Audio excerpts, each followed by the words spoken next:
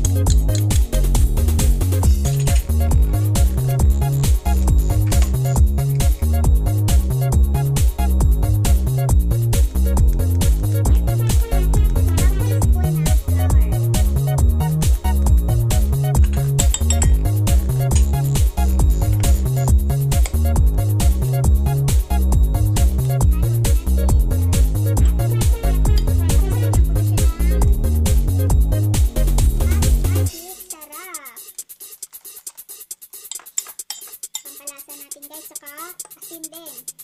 Iodized salt. Ginagamit ko. Halo na maigi.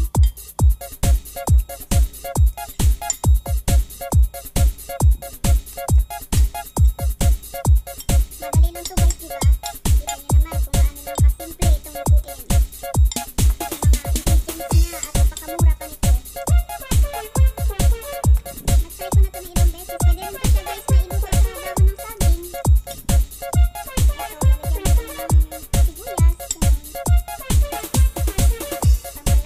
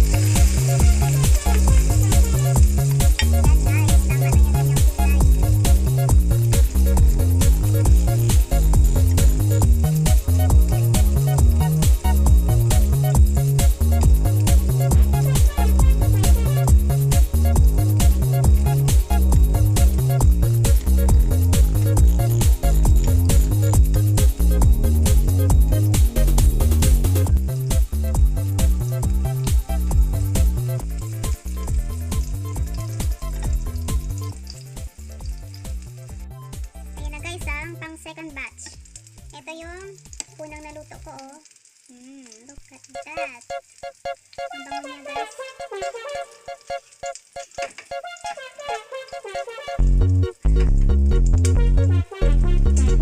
Ilagay ko sa paper towel para ma-absorb ng paper towel yung oil.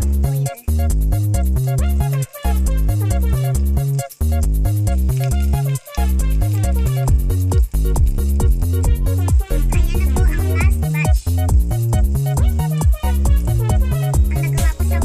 nakalimang torta na ako. Tapos na ng minsan may iba akong niluluto na dumidikit talaga siya. Ewan ko ba. Yan. Parang pancake lang ah. Tortang dulong. Alam niyo yung dulong, guys? Yung maliit na isda. Yung mas maliit pa dun sa mga ginagawang